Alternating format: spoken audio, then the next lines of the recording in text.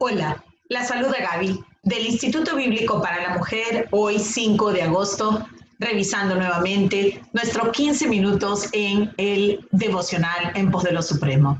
Nuestro título de hoy es el aturdidor llamamiento de Dios y la cita continúa siendo como una pequeña serie en Lucas capítulo 18, versículo 31 y el versículo 34, que dice lo siguiente: y se cumplirán todas las cosas escritas por los profetas acerca del Hijo del Hombre, pero ellos, nada comprendieron. Oremos. Gracias, Padre, te damos que por tu gracia sí podemos entender tu palabra, que aquellos que hemos nacido de nuevo tenemos la mente de Cristo y podemos ejercerla por medio de tu Espíritu Santo.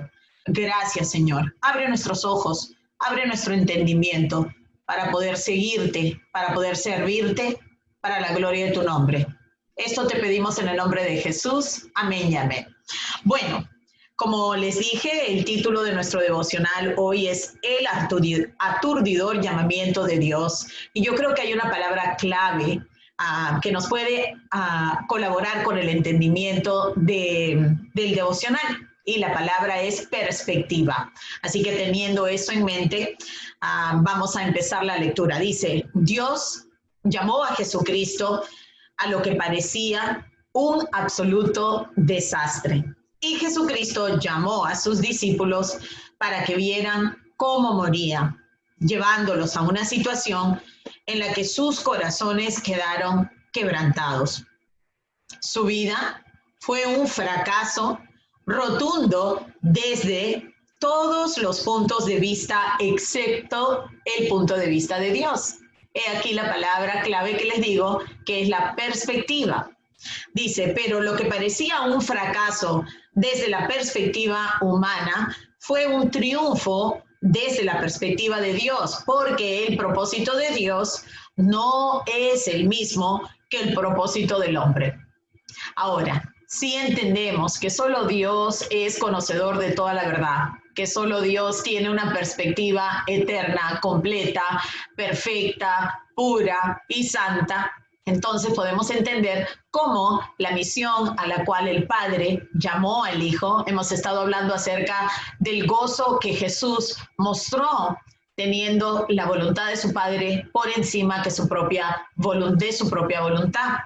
Por ende entendemos que Jesús estaba claro en la voluntad del Padre, porque la voluntad del Padre provenía de un carácter santo, de un carácter soberano, de un carácter perfecto y maravilloso. Continuamos entonces, dice: este enigmático llamamiento de Dios viene también a nosotros. La palabra enigmático quiere decir como no claro, a veces difícil de discernir, difícil de entender. Así como el llamado de Jesús fue un llamado enigmático, que realmente solo las personas de la fe, de la fe en Cristo completamente podrían llegar a comprender. Y nuestro llamado también es enigmático. Entonces, veamos a qué se refiere Oswald Chambers cuando dice eso. Dice: y no puede ser, este llamado no puede ser comprendido de forma absoluta o explicada de manera audible. Solo puede ser percibido y asimilado por nuestra naturaleza interior. ¿A qué se refiere el hermano? Bueno, nosotros muchas veces quisiéramos entender el llamado que Dios nos ha hecho en lo que es la salvación, porque no tenemos que asumir que tenemos nada por encima de la salvación. La salvación es el mayor milagro, la reconciliación de nuestro ser pecaminoso con un Dios santo, a raíz y por motivo de su propia voluntad. Realmente, si pensamos que algo mayor que eso va a ocurrir, tenemos definitivamente algo enigmático a lo que hemos respondido. Y yo creo que aquí el autor simplemente quiere que nosotros sepamos que la salvación o el llamado que Dios nos ha hecho del reino de la oscuridad al reino de la luz de su Hijo maravilloso y admirable, es un llamado que no podemos entender en lo natural, sino lo tratamos de entender a través de la naturaleza interior, a través de la naturaleza que ha vuelto a nacer, la naturaleza de su Hijo Cristo Jesús, esa naturaleza que desea agradar a su Padre, pues entonces realmente no lo vamos a entender. Dice, el llamamiento de Dios es como la llamada. Aquí tenemos una analogía, ¿verdad? Pues una intención de explicarnos a qué se refiere. El llamamiento de Dios es como la llamada del mar. Nadie la oye excepto aquel que tiene vocación de navegante.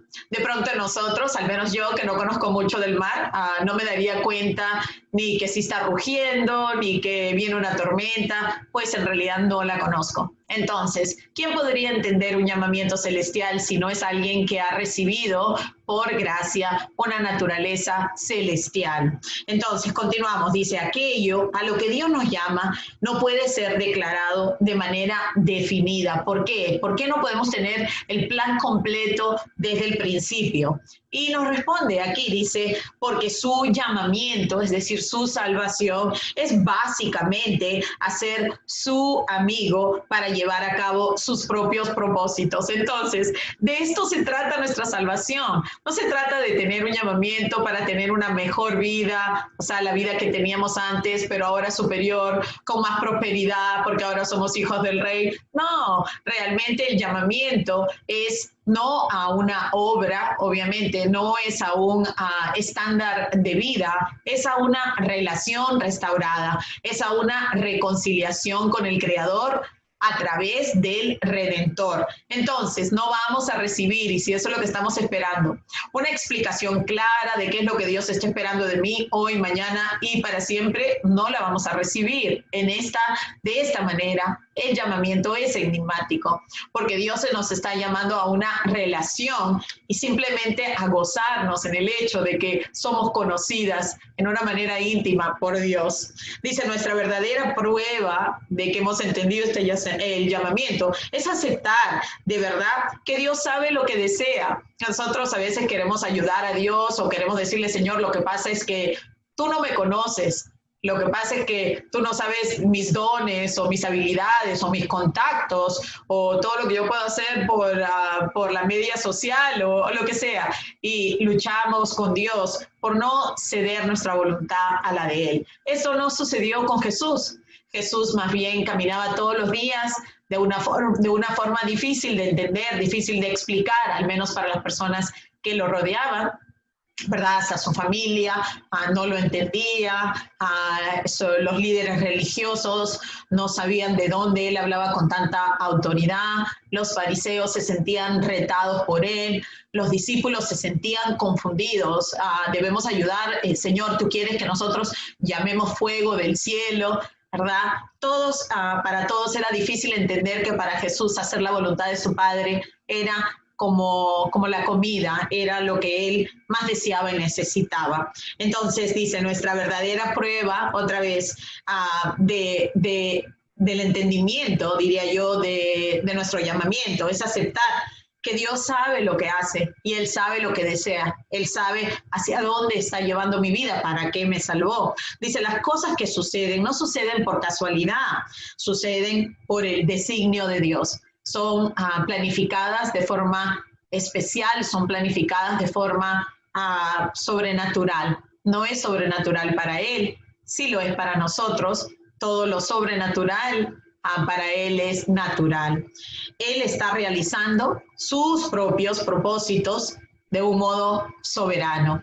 Y a nosotros nos queda descansar confiando que Él no es solamente soberano y que está en control de todo, pero que encima es un Dios bueno y es un Dios que está lleno de un amor que no existe aquí en la tierra, un amor nada egoísta, un amor que está dispuesto a pasar por todo para rescatarnos. Entonces, dice, si estamos en comunión y unidad con Dios y reconocemos que Él nos está implicando en sus propósitos, incluyéndonos, abriendo nuestros ojos, dándonos un propósito eterno, dándonos algo tan mucho más grande de nuestros propios propósitos temporales. Dice, cuando nos demos cuenta de esto, lo aceptaremos y no seguiremos luchando por descubrir cuáles son. perdiendo tiempo. Señor, no voy a avanzar un paso más hasta que tú me asegures y me digas qué es lo que está sucediendo y cuánto esto me va a costar. Cuando realmente confiamos en su carácter, que es lo que Él nos está pidiendo.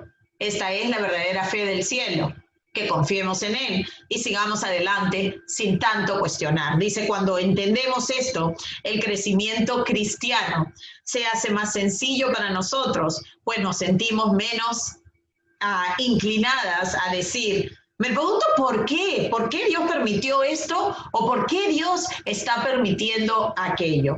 Nos damos cuenta de que el propósito de Dios abarca todas las cosas de la vida y que Él está sometiéndonos a un proceso. Hablamos acerca del proceso hace unos cuantos días, de proceso de acoplamiento a sus designios. Es nosotros nos tenemos que ir acomodando a sus planes, no estar pensando que tenemos que convencer a Dios o estar como hartarlo y cansarlo hasta que Él por fin se dé cuenta que nuestros planes son mucho más sabios que los de Él y que realmente Él no nos conoce y Él no sabe lo que nosotros deseamos. Y no se trata realmente de lo que nosotros deseemos, se trata de lo que Él está haciendo para la eternidad.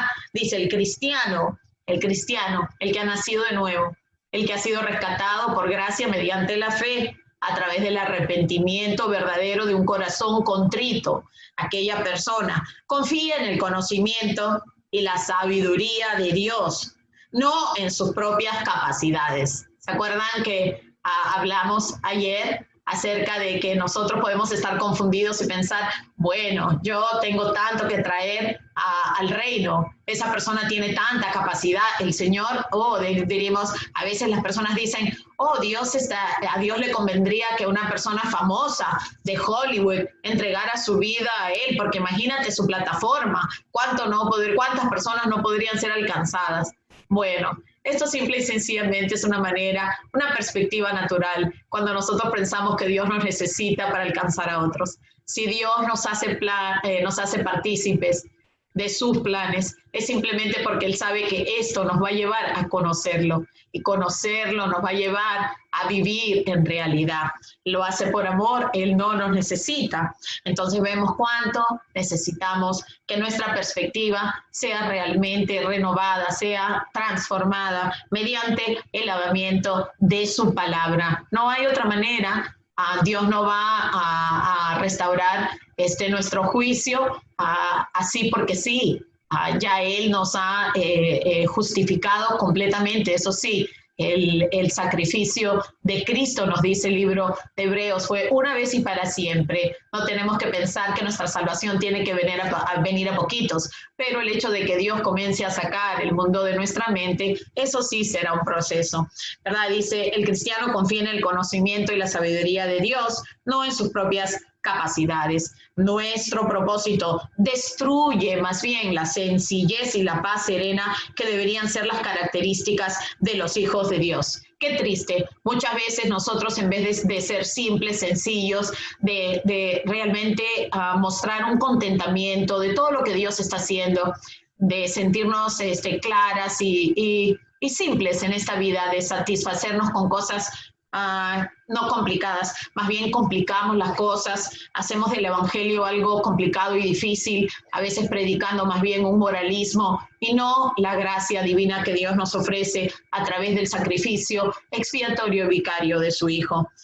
Las cosas no tienen que ser tan complicadas, realmente todo lo que necesitamos lo encontramos en Cristo. Así que te animamos, hermana, a que si no tienes un estudio constante de la palabra de Dios, que estudies de pronto con nosotros.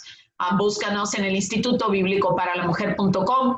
Ahí encontrarás hermanas que están estudiando teología para conocer no solamente quién es Dios, pero también quiénes somos nosotros y cómo, apoyándonos por completo en la gracia que el Señor nos ofrece, podemos tener un cambio de perspectiva y una vida simple para que las personas que nos rodean puedan ver el poder maravilloso de la gracia de nuestro Dios. Así que bueno, te esperamos esta mañana y gracias por haber estado con nosotros hoy en nuestro devocional. Hasta pronto.